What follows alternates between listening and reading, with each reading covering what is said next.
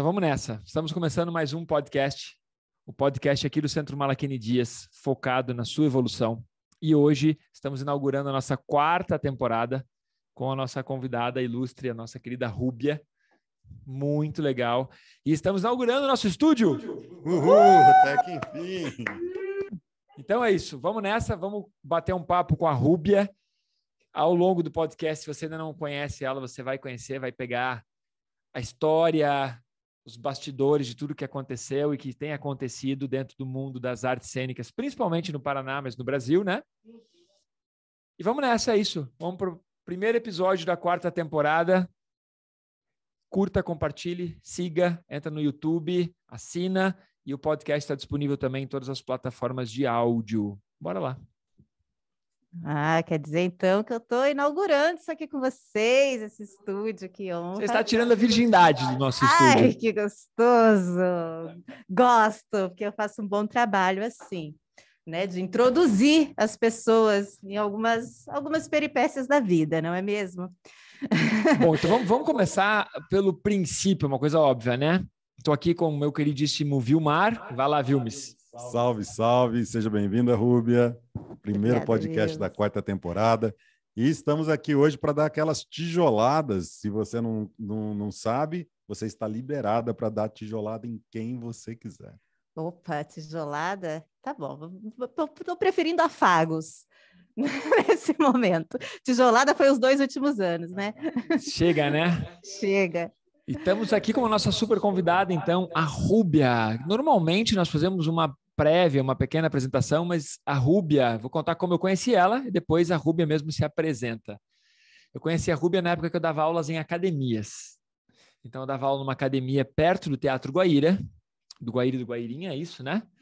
Dei aula lá por quase 12 anos, um pouco mais até, e conheci a Rúbia numa dessas aulas, e ela começou a fazer aulas comigo para melhorar a flexibilidade, um pouco de concentração, foco, e ela, por ela já ser do meio das artes cênicas, você fez balé? 16 anos de balé clássico. 16 anos de balé, logo ela chamou a atenção na aula, porque ela fazia as técnicas corporais, as posições com mais facilidade. Passado um tempo, eu convidei ela para se tornar aluna da minha escola na sede antiga ainda. Fizemos uma parceria, um apoio, há muito tempo já essa parceria. Quantos anos, Rúbia? Bom, foi 2015, faça as contas, que é 6 anos? 7? E de lá para cá, seguimos, a Rúbia segue fazendo aula com a gente, com a minha equipe, e segue atuando, e agora é com ela, Rúbia. E aí, conta um pouquinho, quem é a Rúbia? Essa pergunta de quem sou eu hoje e agora, né? Porque hoje sou um, amanhã sou outro. Quem é a Rúbia hoje? Quem é a Rúbia hoje? Bom, eu atuo aí nas artes cênicas, né? Falando um pouco da minha profissão, que também é minha paixão, e eu acho que é possível a gente trabalhar aí, né? Com paixão. Eu sou do meio das artes cênicas, então eu trabalho com dança, com teatro, com performance, e também sou das artes cabareteiras, do cabaré. Faço também drag king e burlesco. Eu tenho 36 anos e comecei aos 30 na escola com o Malaquini, que me fagocitou e realmente deu um twist carpado na minha vida. Adorei isso. Antes de nós reformarmos o estúdio, teve um dia que você veio aqui e nós ficamos conversando sobre isso, sobre burlesco, e ela me deu uma aula, e aí eu falei, cara, preciso gravar um podcast com ela. Na época a gente estava começando o projeto do podcast, e de lá para cá, eu sei que a Rúbia organizou cursos, eventos online e 1 milhão de coisas para se virar nessa época. Mas vamos chegar lá. Rúbia, você já morou fora do país, né? A minha mãe mora fora do país desde os meus 15 anos, então eu morei 1 ano com ela lá na Califórnia, ali do ladinho de São Francisco, em Oakland, e depois eu só passei a visitá-la assim de vez em quando, porque senti falta, né, da farra brasileira. Afinal, não tem nada parecido com isso aqui. Brasil é Brasil. Samba, carnaval e corpos expressivos. Eu acho que o Brasil ele dá realmente 10-0 nos outros lugares, e isso é o que faz meu coração vibrar desde criança, assim. E por isso também que quando eu descobri o burlesco, eu acabei me encontrando, pois eu sempre gostei, sempre fui muito fã de carnaval e da Dercy Gonçalves. e da Monique Evans, da El Que Maravilha, da Vera Verão, essas eram figuras que eu gostava muito. Então, quando eu conheci o burlesco também, foi um momento que a minha vida mudou bastante, e foi bem perto, assim, foi acho que um momento de mudança na minha vida, foi ali, né, em 2015, que foi quando eu entrei na escola, quando eu, né, me encontrei no burlesco, quando eu encontrei também o drag king. Então foi um período assim que tudo mudou, e eu acho que também teve muito a ver com as práticas aqui na escola, assim, sabe? Quando você começa a olhar para você assim profundamente, né? E ver o que é que te faz pulsar, que te brilha seus olhos, o que te faz acordar todo dia, né? Isso é uma coisa que eu sempre escuto do Malakini, o que faz você acordar todos os dias com vontade, com sede de vida, né? E eu já sempre fui apaixonada por artes cênicas, mas eu sentia que faltava algo mais para me expressar e que eu ainda não estava encontrando, né? E aí veio o burlesco. E aí veio o burlesco. Tá, mas tem uma coisa muito legal, né? Parece um clichê, né? Encontrar o seu propósito, o que te faz acordar todos os dias. Mas mesmo assim, tem dias que é muito foda acordar, né? Nossa, tem dias que é difícil ter a motivação para seguir andando e tudo.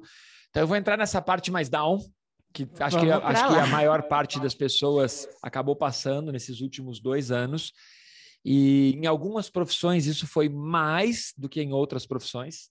Como foi esse momento, ter que ficar isolado, não poder entrar em teatro, não poder apresentar suas peças, seus projetos, não poder viajar com seus projetos? Como era o nome daquele projeto que você viajou o Brasil? Que você...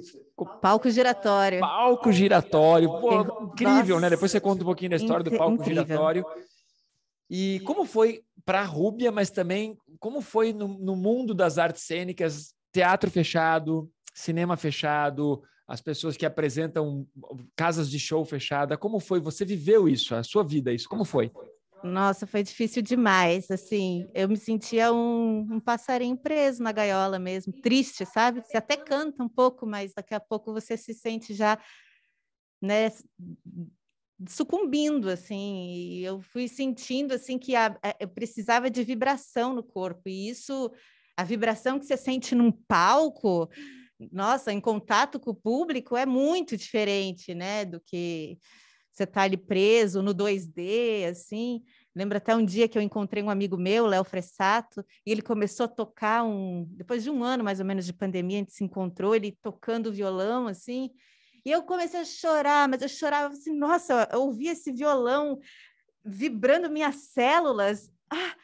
Nossa, eu nem tinha noção de quanto isso estava me fazendo falta. Até acabei ficando doente por isso, assim, por vários motivos, né? Essa coisa, essa sensação de medo. Eu não posso sair, eu não posso encontrar ninguém, eu não posso me expressar do jeito que eu me expresso. Eu ainda saí num período da pandemia e fui assaltada com arma, tudo, e aí eu fiquei muito... Nossa, eu tinha medo de tudo, assim. Então, eu não conseguia nem sair do portão da minha casa. Então, parece que eu estava, assim, com muitas prisões. Não era só o isolamento. Eu me sentia presa dentro de mim, assim, paralisada.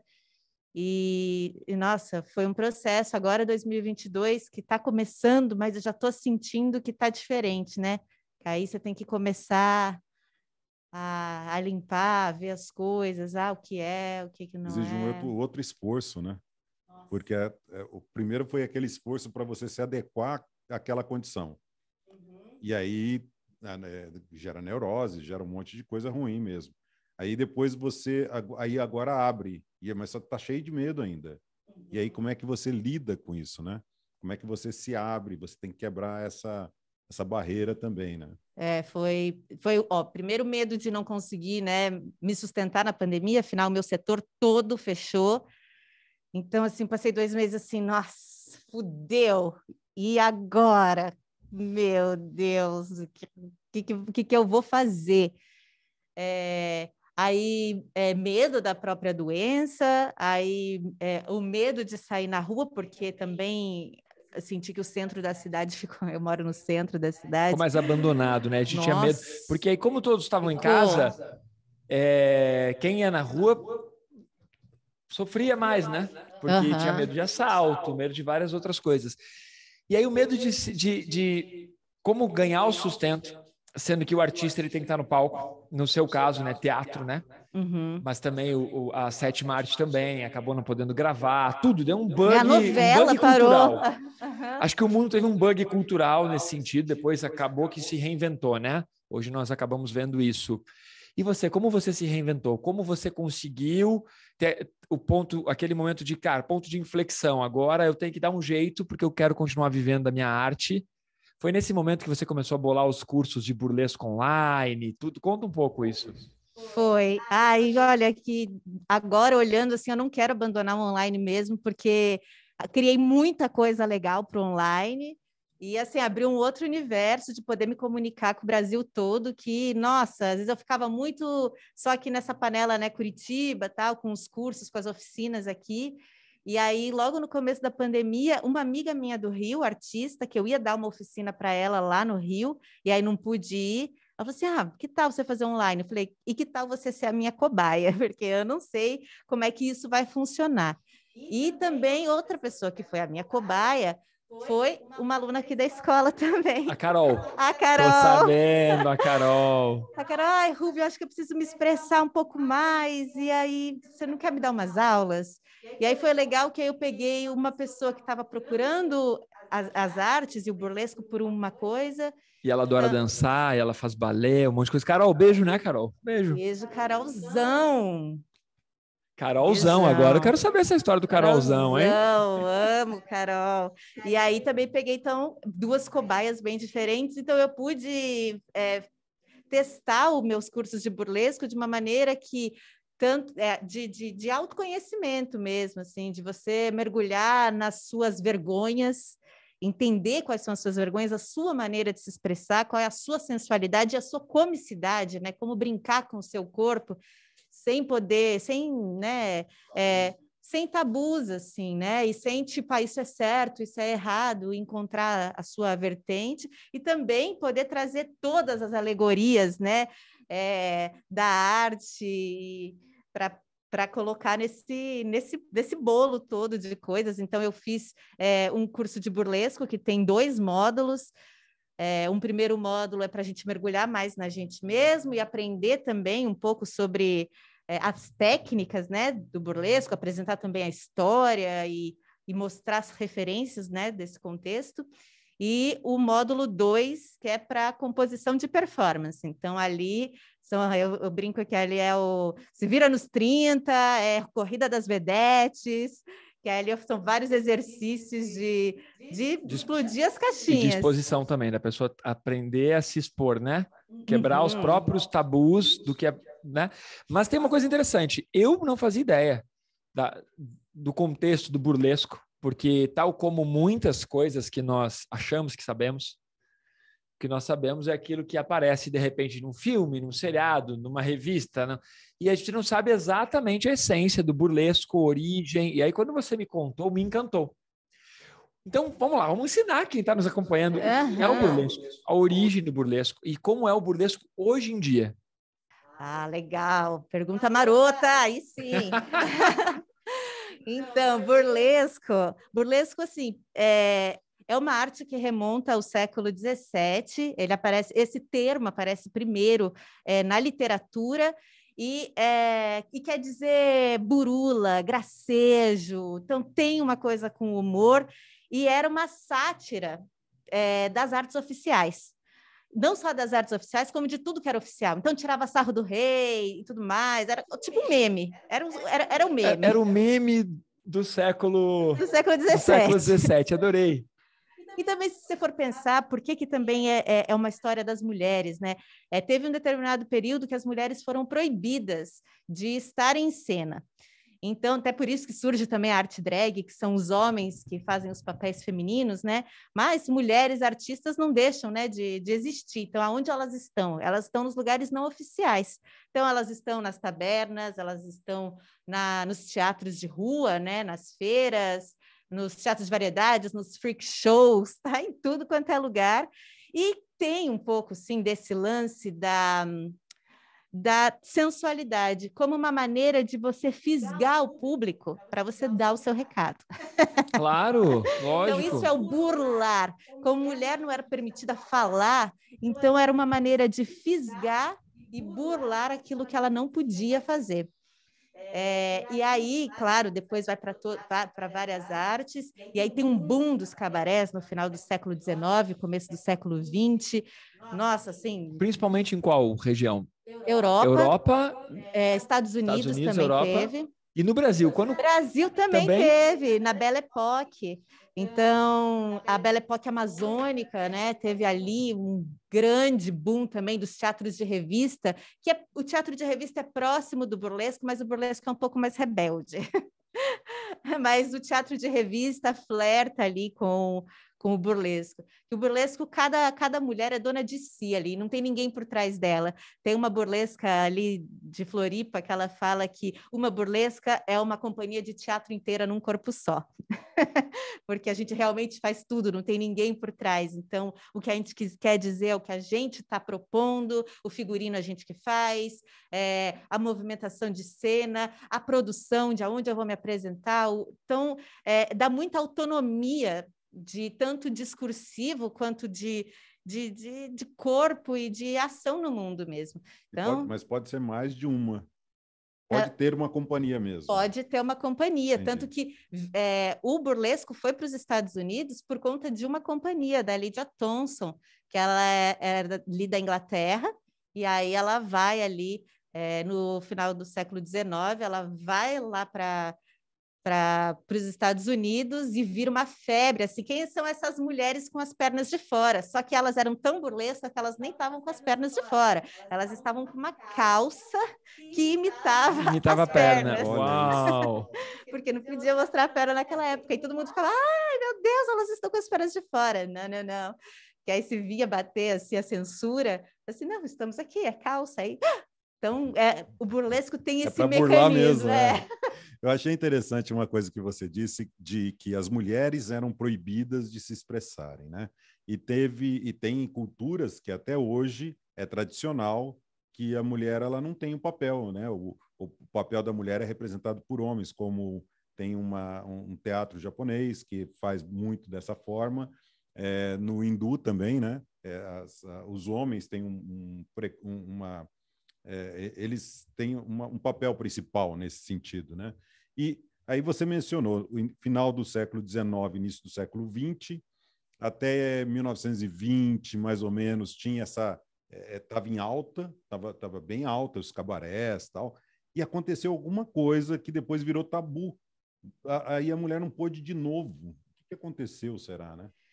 O que acontece, né?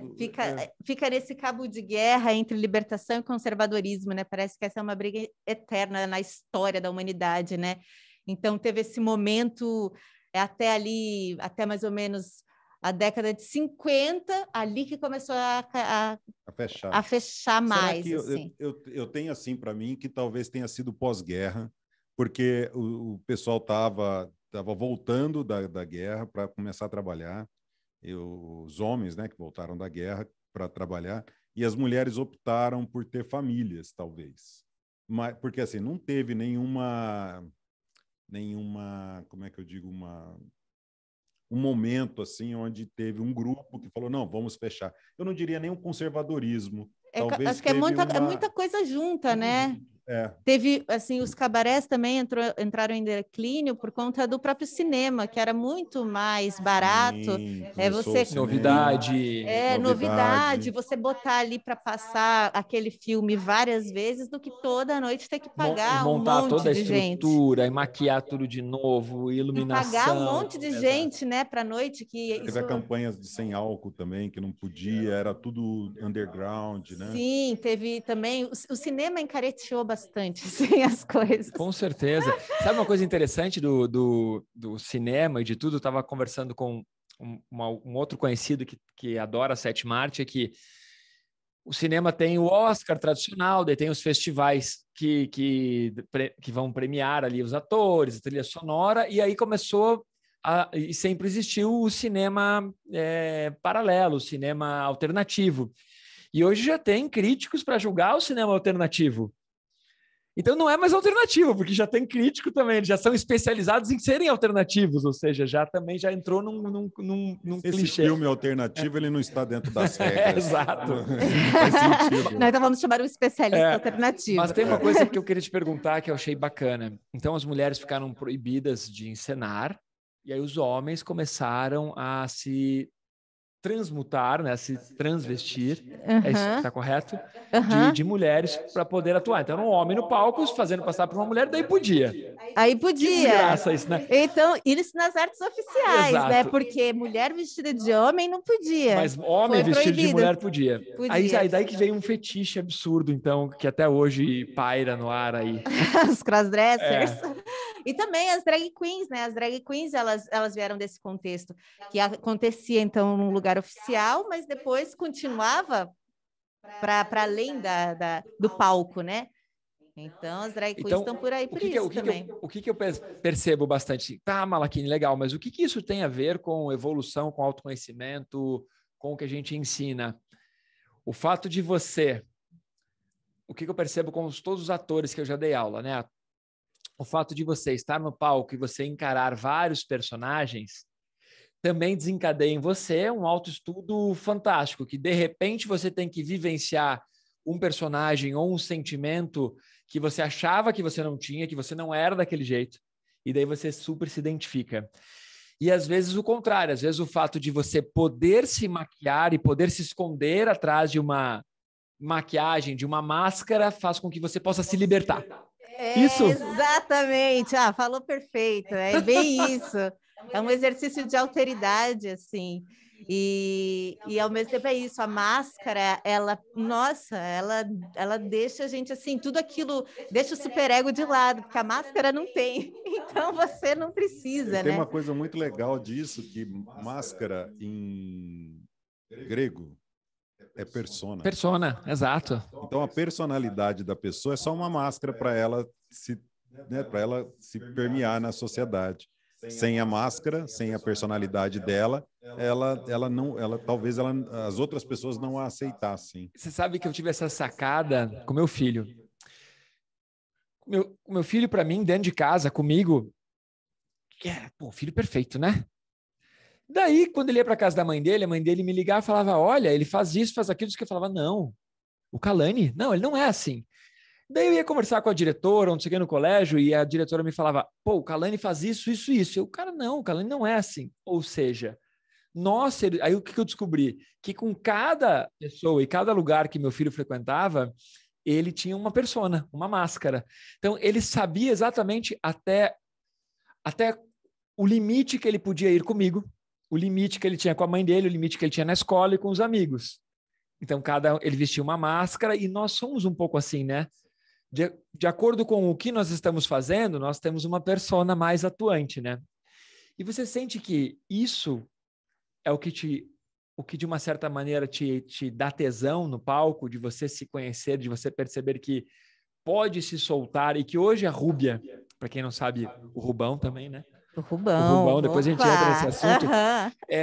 Isso também, além de ser uma forma de autoconhecimento, também te permite ser várias personas e se realizar um pouco mais. Isso te dá uma liberdade que, por exemplo, o Vilmar não tem, porque o Vilmar, ele tem uma personalidade, uma persona que é família, pai, professor, e que se ele for muito para um lado, ele perde credibilidade na outra área. E o artista, ele tem essa liberdade que os outros profissionais não têm. Sim, eu estou viajando?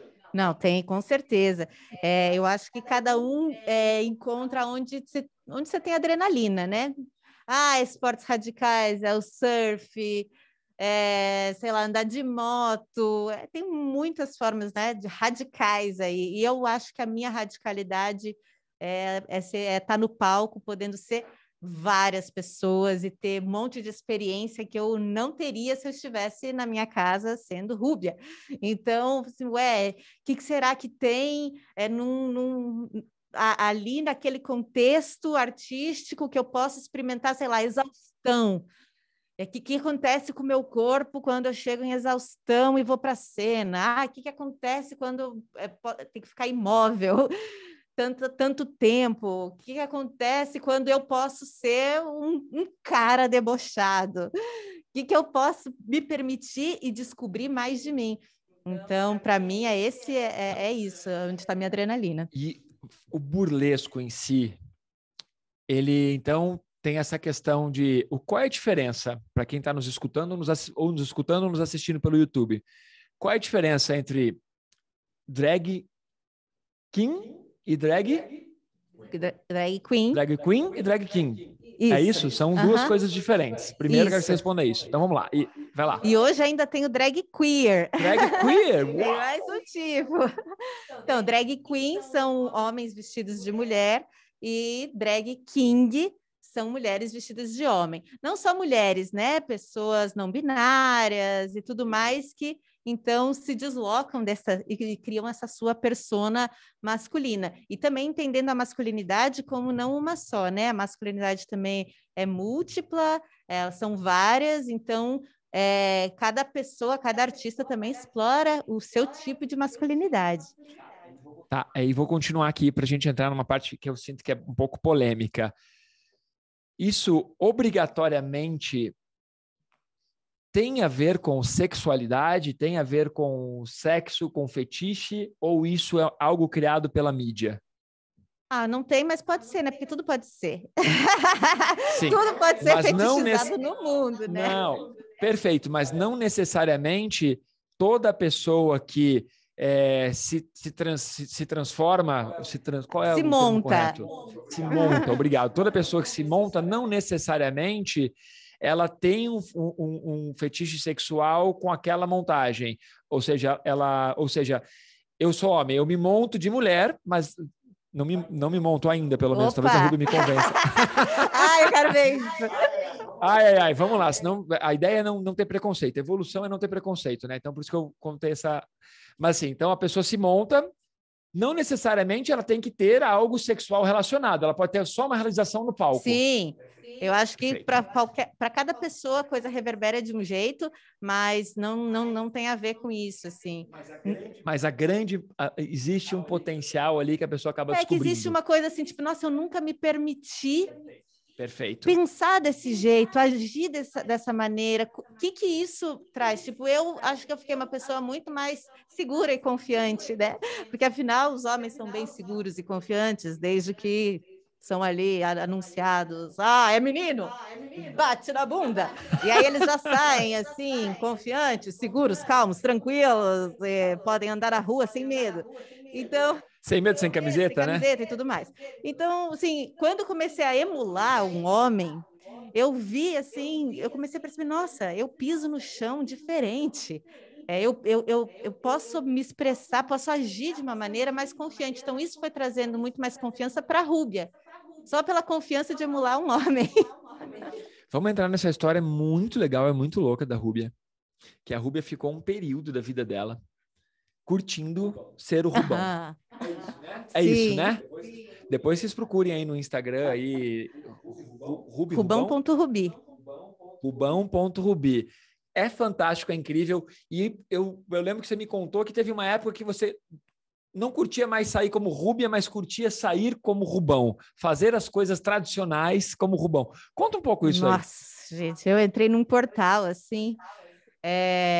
Bom, foi quando eu descobri esse lance do drag king, essa possibilidade. Foi também quando eu me percebi também construída pela sociedade, né? Também construída como um caminho.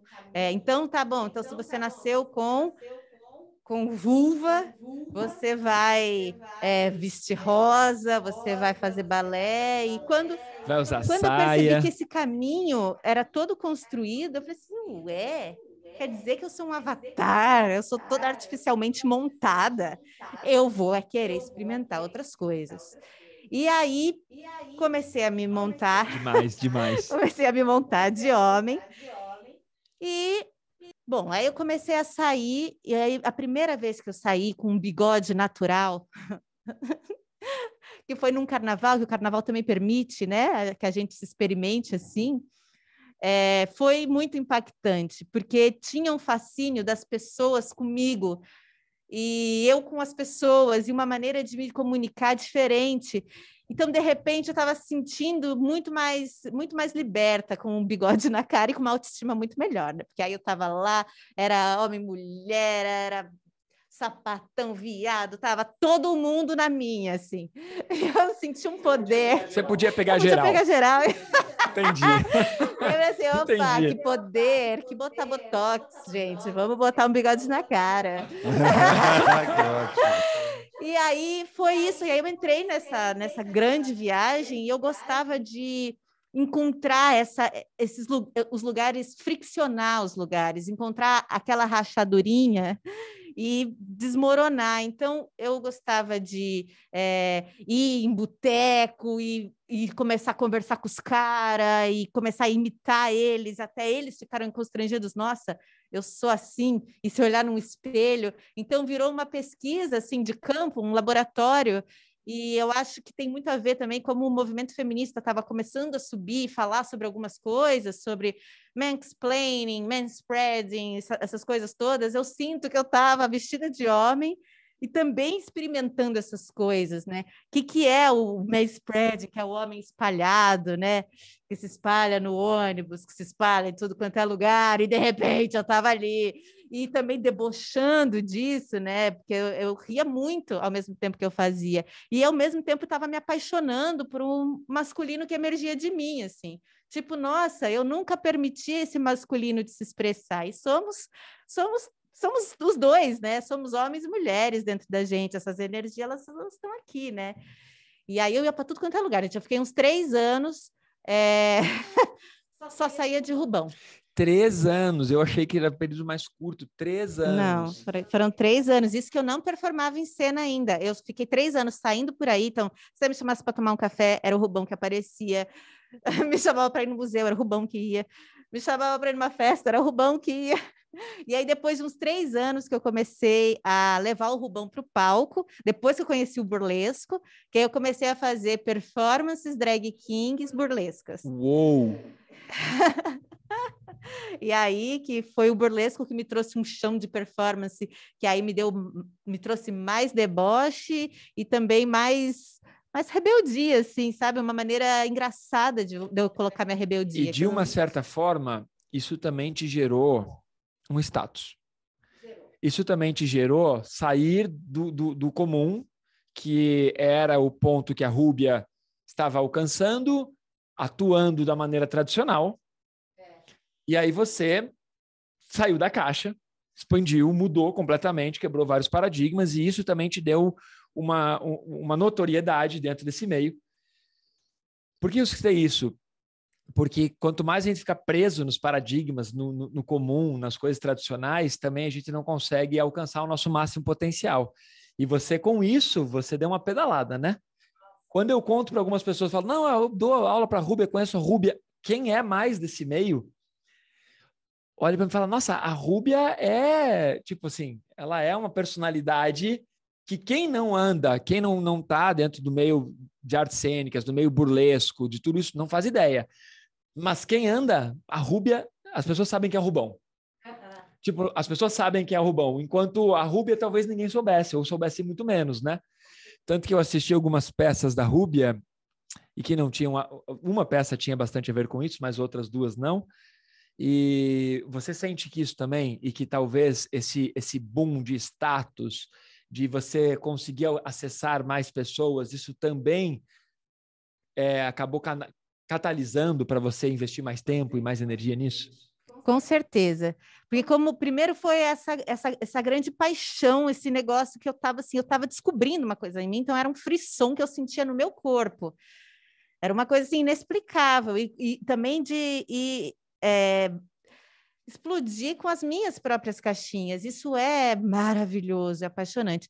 E aí que eu acabei me tornando, né? Eu sou um dos pioneiros dessa arte no Brasil, né? Então, se fala de drag king hoje, com certeza vai falar de Rubão. Isso, esse era o ponto. Se fala de drag king, se vai falar de Rubão. É o Rubão, porque é o pai de todos. Eu acho que dos drag kings brasileiros, pelo menos 80% passaram por mim, pelas minhas oficinas. E aí eu acabei, botava o Rubão na mala, ia viajar e conhecer outros contextos. Então, me apresentei em Salvador, em BH, em São Paulo, e vou indo por aí, né? Rio. Demais. Muito legal. Ou seja, o Rubão, ele também te permitiu toda essa expansão, né? Nossa, muito. Você foi capa de revista também, né? Fui capa da... Da ano Elle. passado, fui capa da Elle, né? Falando sobre drag kings e masculinidades. E também fui para o Globo, né? É uma revista do Globo. Fui para o Mídia Ninja. Ano passado foi assim, porque aí parece que ano passado que a mídia descobriu que, nossa, existe drag king. E aí, claro, né, que aí acabaram chegando até mim, né, já que eu sou uma das únicas pessoas que dá oficina, né, no Brasil, assim, e gosto também de ter muitas pessoas, assim, diversidade nos meus cursos, porque para cada pessoa pega de um jeito diferente, assim. As oficinas, elas surgiram nesse momento de dificuldade econômica e artística devido à pandemia? Não, as oficinas do Rubão acontecem desde 2017. Então, antes. Aí você só adaptou para o modelo online. Aí eu adaptei para o modelo online e agora também criei mais um, que é também um laboratório de performance com foco em drag king. Então, peraí, vamos divulgar tudo que você faz. Vai lá. Você tem oficinas e cursos. Eu tenho, assim, do Rubão, eu tenho a oficina do Rubão, tem a oficina express do Rubão, que é uma menorzinha. O que você ensina? O que eu Nessa? ensino? Na Express, a Express eu falo um pouco sobre a história, como é que acontece, né? Como aconteceu o contexto todo, aonde surgiu, dou vários exemplos ao redor do mundo, né? Exemplos no Japão e tal, antigos, né? Desde lá de 1600 até a atualidade. Também conto muito da minha história, porque tem várias coisas muito legais e que as pessoas se identificam, estão com aquela questão, ou reverbera e leva aquilo tudo para casa, que foi todo esse frisson de investigação desses 3 anos. Aí eu faço um momento de escavação psicológica, comportamental e também de gostos, né? Qual é o tipo de homem que te interessa? Então, eu faço ali quase um se vira nos 30. Qual seria o tipo de homem que a menina, a mulher ou a pessoa interessada, não binária, tudo quer se montar? Quer se montar. Tipo, qual é o universo? Eu gosto da galera do rock, ou eu gosto dos caras de uniforme. Não, eu gosto mais das bi. Então eu quero me transformar num homem gay. Então, e também artisticamente, né? Para saber, porra, eu adoro David Bowie. Nossa, eu adoro, sei lá, Felipe Dilon. Fred Mercury. Fred Mercury. Então, aí tem esse momento de escavação psicológica. Também faço uns exercícios corporais, que é para sentir um pouco da gestualidade, e aí, claro que isso eu trabalho mais com a masculinidade dominante, então eu trago um pouco de alguns exercícios de corpo, assim, para a galera se experimentar, e depois eu vou para a maquiagem. Aí ensino contorno, falo sobre os pelos, ensino a fazer o CrossFit Express. Eu preciso aprender esse. O pau de meia. Pau de meia. O pau de meia. E aí, depois ainda disso, a gente, tipo, tira umas fotos, claro que bem sensual. E eu adoro fazer um momentinho, assim, tipo, sei lá, os machos anônimos. Que aí a gente começa a falar, eu deixo ali como se fosse um AA, assim. Meu nome é tal e só por hoje eu não fui um boy lixo e não sei o quê. Não fui um boy lixo. Aí cada um fala assim, sim, eu aprendi a mijar sentado. E aí cada um vai entrando no seu delírio e a gente vai rindo e vendo as coisas, assim. Legal. Então, a ideia é você contextualizar a parte histórica, por meio de um autoestudo, ajudar a pessoa a idealizar o personagem que ela quer montar, e aí você ajuda na montagem e a pessoa sai realizada. E depois a gente vai para o deboche, né? Que é maravilhoso.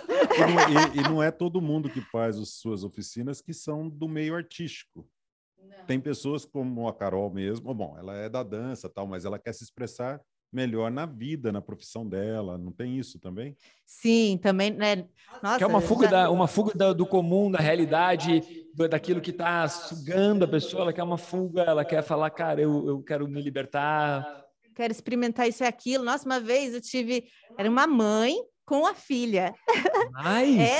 Acho que ela por volta de uns 45, a filha ali com uns 17. Eu falei, ó, é a oficina do Rubão, sabe que tem um quê erótico, tudo bem? Não, tudo bem, eu quero que ela experimente as coisas comigo mesmo. E aí, eu falei assim, então beleza. E foi muito legal, que essa mãe, ela começou a sentir um negócio, que tem um momento, que essa daí foi uma oficina presencial, e aí tem um momento que eu falo para a gente andar e caminhar, e aí os caras se encontram e se dão aquele abraço, e pá. E aí ela foi começando a sentir assim, ela assim, nossa, eu tô sentindo alguma coisa, eu não sei o que eu tô sentindo. Eu sei, você tá sentindo tesão, né? Eu falei assim, sim, eu acho que fazia muito tempo que eu não me sentia assim, tô casada há 20 anos e, nossa, eu tô sentindo uma coisa que fazia muito tempo que eu não sentia. Vou chegar em casa, vou pegar o meu marido. Eu que vou pegar ele. Eu que vou pegar ele, né? Esse se coloca também mais ativa, assim, Sim. né?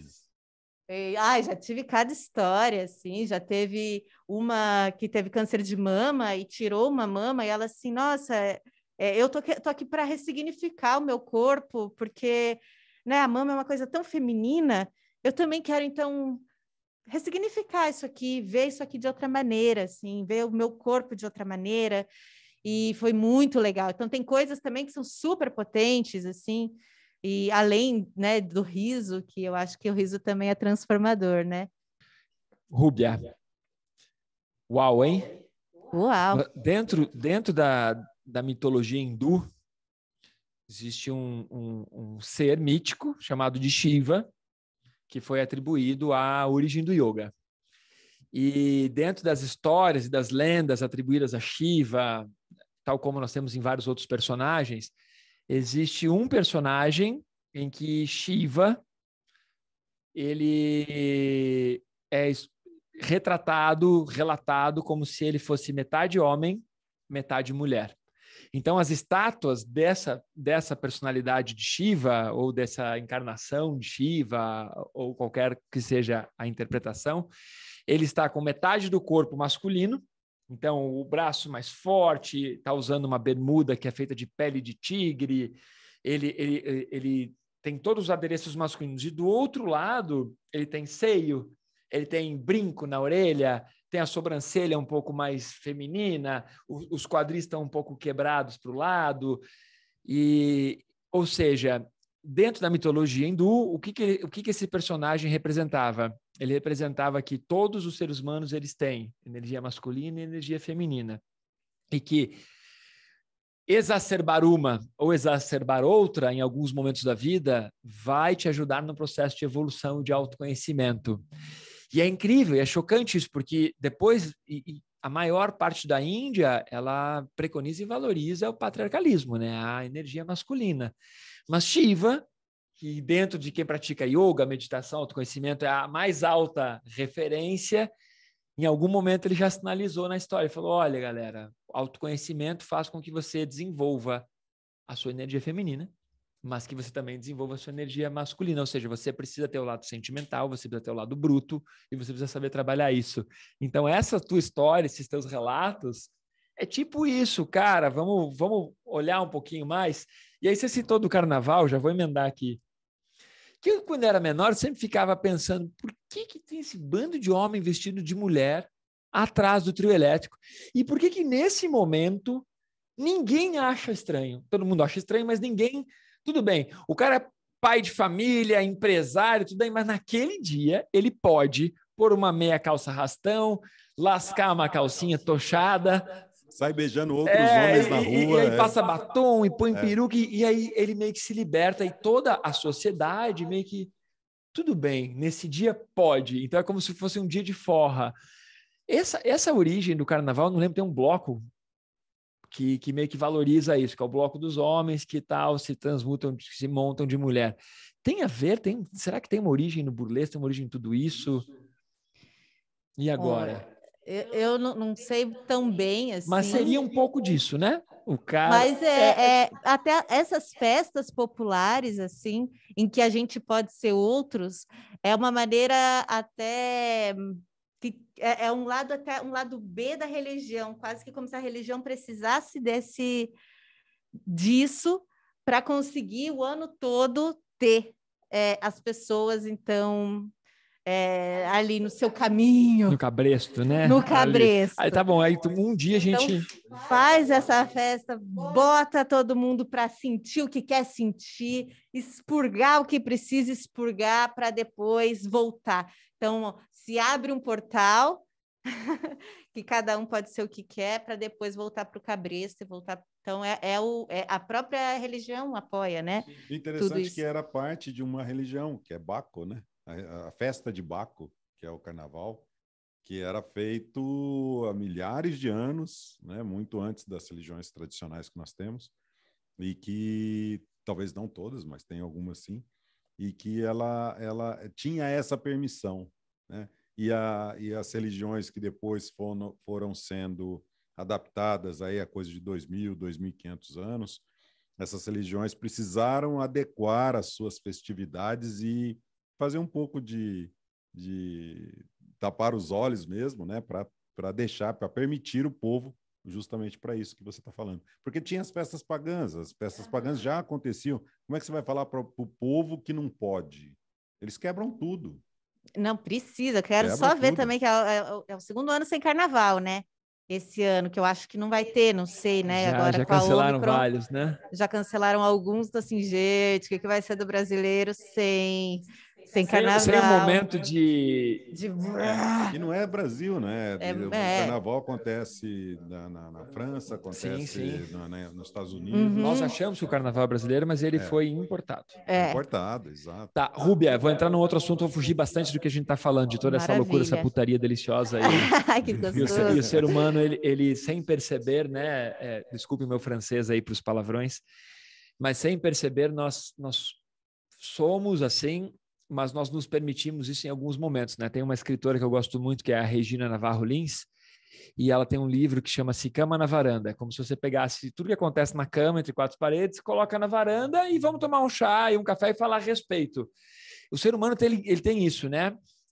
Quando você comentou que a mãe foi com a filha, parece um pouco impactante, né? E uma aluna minha essa semana comentou: os meus filhos, eles acham que a mãe deles não transa, só porque é mãe. E quando ela comentou algo no almoço, no jantar, e os filhos olharam para ela com uma cara espantada, tipo, opa, sua mãe... Mamãe transa. Mas então essa parte é um tabu mesmo, que é interessante a gente trazer para a luz, quanto mais, melhor, né? Não, você falou de sexo, como é um tabu tão idiota na sociedade, porque as pessoas, quando a mulher ela engravida depois de casar, o pessoal todo mundo fica feliz. A hora que nasce a criança, todo mundo fica feliz. Tá, e nasceu do que aquilo, né? Não foi plantado, melhor, foi plantado, mas a forma que foi plantada é de qualquer forma, dentro de quatro paredes, tudo é permitido. Agora, a sociedade não se liga nisso, né? A pessoa está grávida por quê? Porque e depois que nasce ainda, aí a mãe fica imaculada, pronto, né? Fudeu. Acabou, depois que vira mãe... Você sabe que em alguns contextos isso já não é mais verdade, né? Em vários contextos a pessoa já nasceu sem ato sexual, né?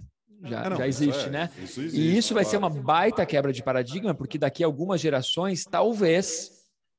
Seja só assim. Não, talvez aqui é achismo mesmo, a proporção seja ou igual para igual ou até passe, né? De pessoas que nasceram sem precisar ter o ato sexual. Então, por enquanto, é uma realidade ainda você falar isso. A maior parte da população que está aqui é porque em algum momento o pai e a mãe transaram, ou a mãe transou com alguém e tudo. Mas daqui a pouco talvez não. E aí isso também vai ter uma outra disruptura muito... Vai. Não, e a disruptura maior vai ser, cara, qual é a utilidade desses caras spreads, né? Não faz sentido nenhum ter esses caras.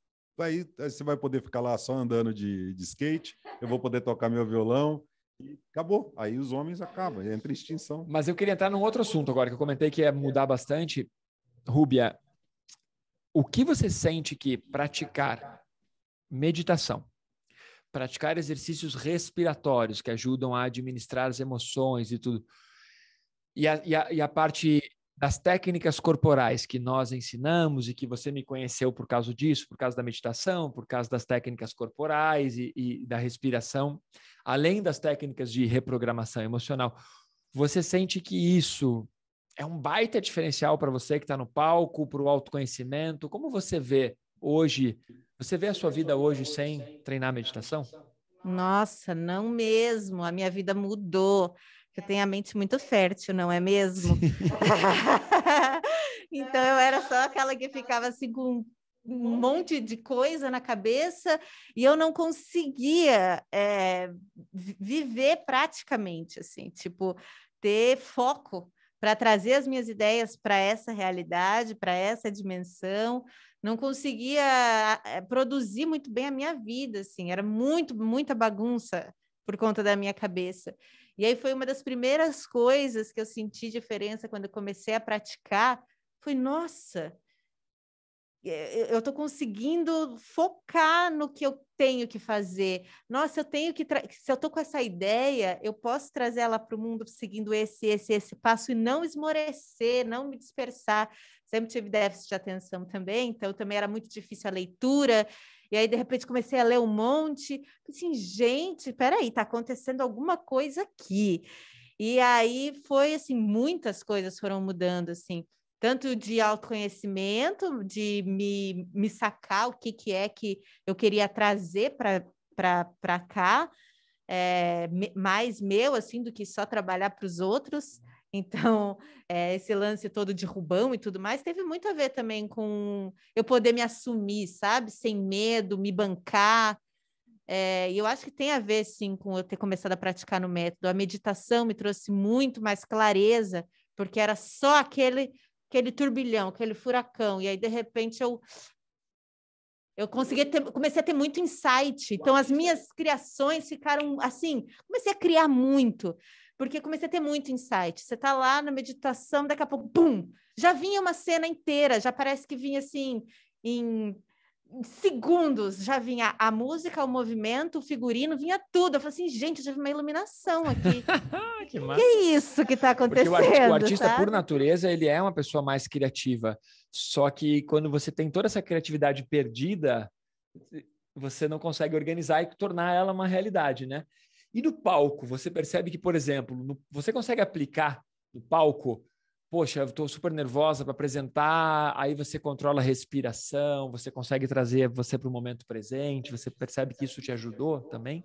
Muito. Nossa, sempre antes de entrar em cena, faço um PUD ali, expando a minha energia, me colocando ali presente, sabe? Respirando, então eu consigo administrar essa ansiedade que vem, né? Logo antes de pisar no palco, que você fica assim, aí eu aplico as mentalizações também para conseguir me colocar ali com mais assertividade. Então, nossa, e as práticas, né, da respiração, assim, também o que traz de benefícios para vários lugares, né? Não só para a arte, porque, meu Deus, assim, sexualmente também ajudou bastante, sabe, gente? Pronto. Fica a dica. Já não temos mais vaga, já fechamos todas as matrículas depois dessa, né? Porque, né, gente? Respirar profundamente, aí que você descobre o prazer da vida. E a questão de propriocepção, né? Eu percebo que as pessoas, elas não conhecem o próprio corpo. Ah, eu tô há 40 anos com o meu corpo, mas você não conhece seu corpo ainda. Seja para um alongamento, seja para um treinamento de força, seja para a parte sexual, as pessoas não se conhecem. E a nossa metodologia, ela tem muito isso de, cara, presta atenção. Qual é a parte do corpo que você está sentindo? Você está sentindo que está fazendo força, flexibilidade? Como é que está a sua mão? Como é que está seu pé? Ah, como é que você está respirando? Como é que está a força dos músculos faciais? E aí a gente percebe que as pessoas têm pouquíssima noção de consciência corporal, de propriocepção. Fica no automático, né? Você extrapola isso também para a emoção e para os pensamentos, que é esse turbilhão de pensamentos. Você não sabe, você não para pensar o que você está pensando. Você fica pensando a todo instante, é aquilo que você falou, não tem um foco. E se vier algum insight, se perde no meio daquilo tudo, não tem sentido nenhum. E esses insights, depois, para você colocar em prática, que você tinha, que era assim uma faísca, aí você vai colocar em prática, eram às vezes dias, meses, semanas, né, para desenhar aquilo tudo e para colocar em prática mesmo, para levar para palco, às vezes eram meses, né, para fazer aquilo se tornar realidade. E você vê que você tem isso numa faísca, né? Começou a ser muito mais rápido. Agora que retornaram algumas possibilidades de teatro, tudo, você conseguiu fazer alguma apresentação nesse intervalo aí que nós tivemos de tudo fechado para essa prévia semi-abertura? Sim, eu me apresento na terça burlesca do Ginger Bar, algumas terças, mas toda terça O Ginger tá ainda é um bar secreto? Eu acho que não mais, né? Porque Curitiba toda tá sabendo que é babado. Mas tá ali escondido dentro de uma galeria. Mas o Ginger é um bar secreto que tem outro bar secreto dentro. Sim, aí pronto. Já não é mais secreto, já contamos. Mas você tem que saber a senha. Tem que saber a senha para entrar. Né? É muito massa. Então, eu consegui me apresentar lá nas terças burlescas e agora eu estou apresentando com Biblioteca de Dança, que é um projeto do Jorge Alencar e do Neto Machado, lá da Bahia, aquele grupo que eu trabalho sempre, assim. Que é na biblioteca. E é na biblioteca pública, e cada artista vira um volume vivo e conta também histórias, tem alguns capítulos de histórias, então, de peças que te arrebataram, que mudaram o rumo das coisas. Então, é muito legal, é um mapeamento mesmo da dança, um super E dentro registro. Da biblioteca? Dentro fazendo da biblioteca uma zona, pública. uma bagunça na biblioteca. É bem assim, bem íntimo, tá. É bem um para 3 no máximo, a sabe? Pessoa, e fica até quando? Então, fica até sábado. Já não, quem nos escutar já não vai conseguir participar, que eles entra no ar só na quarta. Mas então tudo bem. Mas semana que vem a gente está nas casas da leitura aí nos bairros. Então, dá para sacar Demais. Uou, hein? Cara, que legal. É uma sacada enorme, né? E você fala, a gente estava falando do lance da pandemia, como é que isso afetou a arte cênica e a sétima arte. Eu estava assistindo um seriado que começou, eles gravaram, obviamente, bem antes da pandemia, e nos últimos episódios eles acrescentaram animação. Então, eles colocaram uma animação quase não realista, mas assim como se fosse um esboço da realidade, diferente assim a animação. E tudo que era para ser gravado com vários atores juntos era animação. Quando era só o ator sozinho, ele às vezes contracenando com só mais uma pessoa, que a pessoa não necessariamente precisaria estar no mesmo ambiente, então eles gravavam um, depois gravavam o outro, assim, separado. Eles usavam os personagens reais. Mas eu achei uma sacada enorme. Foi uma mistura da animação com a realidade. Assim, foi bem interessante. E a Rúbia hoje? Como está a Rúbia hoje? Eu estou saindo da Bad Trip, que em 2021 aconteceu muita coisa legal, mas como eu não estava bem, então eu também não consegui aproveitar. Né? Não conseguia assim nem ser tão grata pelas coisas, porque eu não estava bem. Então agora que eu também identifiquei algumas coisas e tô voltando, eu já estou me sentindo assim bem melhor. Estou me sentindo bem mesmo. Espero que esse ano seja mais leve. Você sabe que eu já perdi alguns alunos ao longo dos anos. Eu dou aula há quase 20 anos, né? Meditação, autoconhecimento, né? The Rose Method. E conversando com os alunos, muitas vezes o aluno mesmo ele me diz assim, sabe o que é? Eu gosto da minha vida como ela está. E toda vez que eu começo a desenvolver mais autoconhecimento e meditação, eu descubro que tem muitas coisas na minha vida que eu não gosto. Por exemplo, meu trabalho, ou meu relacionamento afetivo, ou eu começo a perceber que eu não sou uma pessoa tão legal. E a pessoa fala, então eu vou praticar menos, vou parar de praticar porque eu não quero pôr o dedo nessa ferida. Eu não quero ter que mudar a minha vida como eu construí ela até agora. E muitas vezes a gente passa por momentos assim, que eu não consigo eu não dou conta da realidade nua e crua, eu dou conta de uma realidade aparente, construída, né? Uma máscara. Então, quando você falou, ano passado foi difícil, uma bad trip, o que eu percebo que os artistas Tem o documentário do Jim Carrey, quando você assiste, você percebe o artista ele acaba mergulhando tanto em alguns personagens, e o artista ele acaba também com isso aflorando muito mais sentimentos, emoções e vivenciando outras possibilidades. Eu posso ser quem eu quiser como artista, que às vezes ele fala assim, nossa, mas era tão mais legal atuar do que a minha vida real. É tipo chá de fita, né? Você vai e não volta. Você vai e não volta. Não sei. Mas o que eu quero dizer é que quando você começa a desenvolver bastante autoconhecimento e tudo, eu fiz uma live com a professora Terezinha Dias, de Portugal, e nós falamos sobre isso. Meditação não é para todo mundo, meditação é para os fortes. Porque quando você trava autoconhecimento, o que acontece quando você aquieta tudo? Quando você aquieta tudo, acontece algo que primeiro, tudo que você tem mal resolvido na sua vida, acende.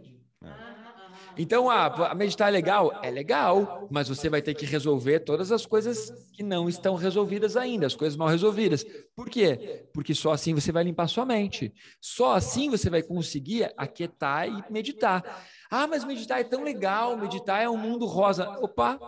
Não, isso é uma mentira que te contaram. Meditar é você aquietar a sua mente. Para você aquietar a sua mente, você tem que resolver todas as coisas que estão pendentes na sua vida. Se desarmar, né? Você tem que se libertar de todos os preconceitos, de todos os condicionamentos. Aí você entra em meditação. Mas eu sigo uma blogueira que fala que ela medita todos os dias 30 minutos. Não. Ela faz treinamento de meditação todos os dias 30 minutos. Porque entrar em meditação é uma outra experiência. E por que eu estou falando isso? Porque quando você me contou, eu estava numa bad. Quando nós treinamos meditação e quando nós fazemos exercícios de autoconhecimento e tudo, você começa a perceber, eu não estou legal. Eu preciso me reconstruir, eu preciso resolver essas coisas. Mas isso também teve a ver, no seu caso, com o fato da pandemia, do assalto e tudo mais. Sim, e também comecei a notar, tipo, pessoas que talvez não façam mais sentido e que estão ali, aí você fala assim, nossa, mas não faz sentido mais. Não faz mais sentido essa pessoa, sabe, na minha vida. Nossa, como é que faz para poder, né? Acho que a gente já conversou muito sobre isso, né? Sobre as egrégoras, né, Malakini? E eu comecei a notar que tem algumas coisas que eu não estou mais afim. E aí, claro, que é um susto, assim, nossa, mas eu era disso aqui até agora e me sentia bem, não estou mais me sentindo.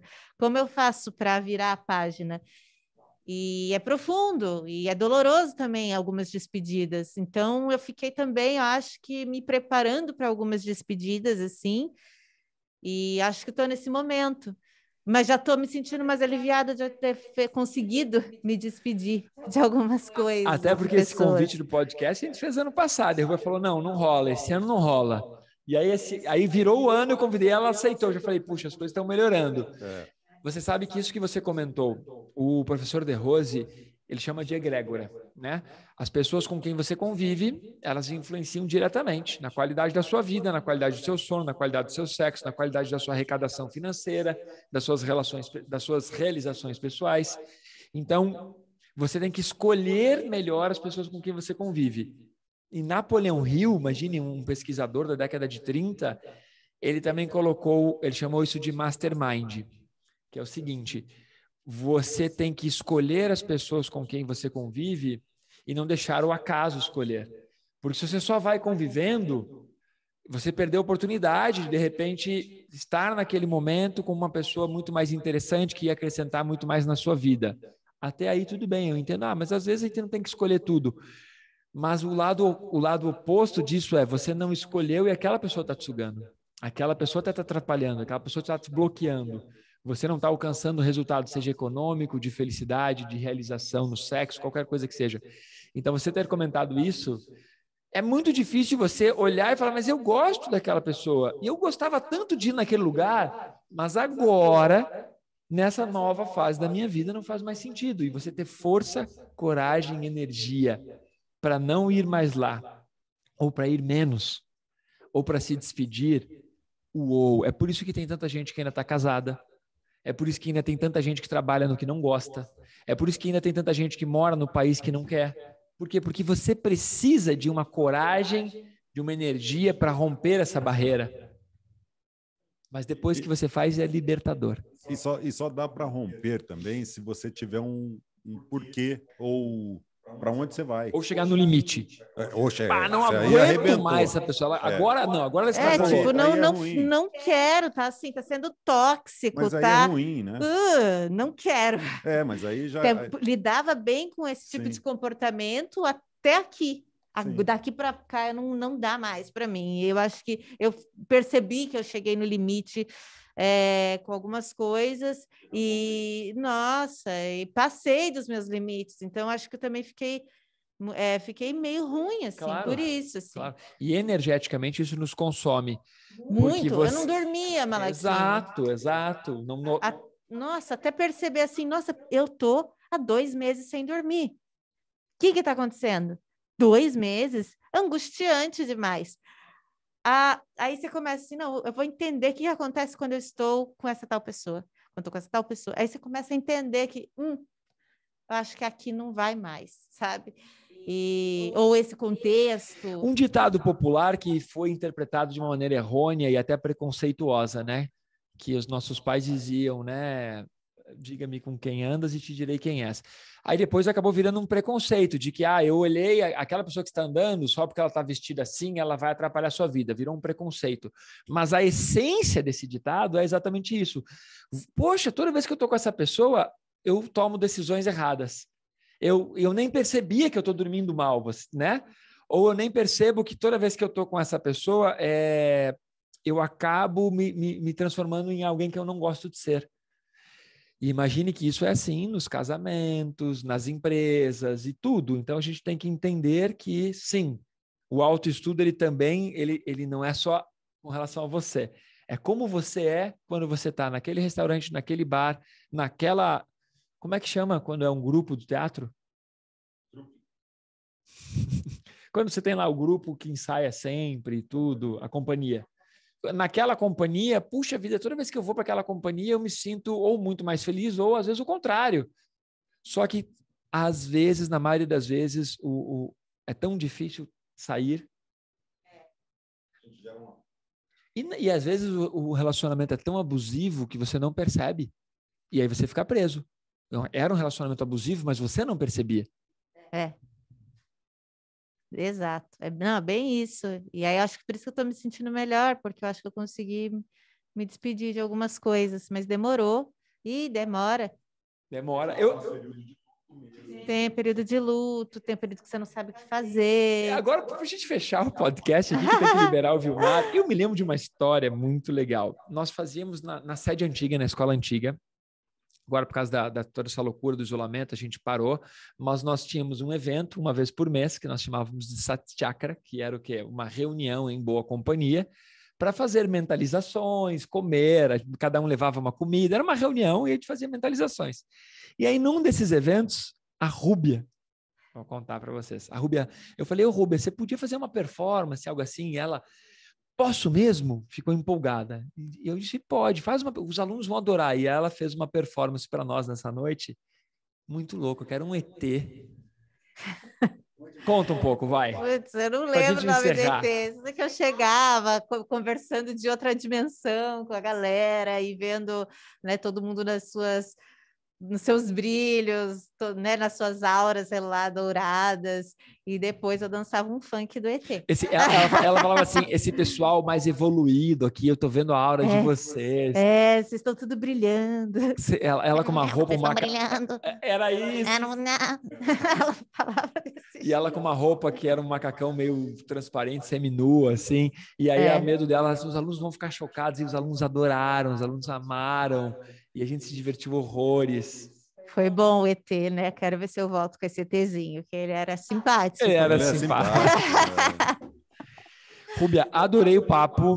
Adorei muito também. legal. Obrigada. E que a gente siga aí nessa jornada muitos anos ainda, que eu possa compartilhar o que eu tenho de conhecimento nas aulas para você e que você possa continuar trazendo essa vibe. Por mais que você falou, eu tô melhor, para mim você é uma pessoa muito, muito good vibe, sempre foi. Mas todos nós temos momentos difíceis, essa que é a verdade, né?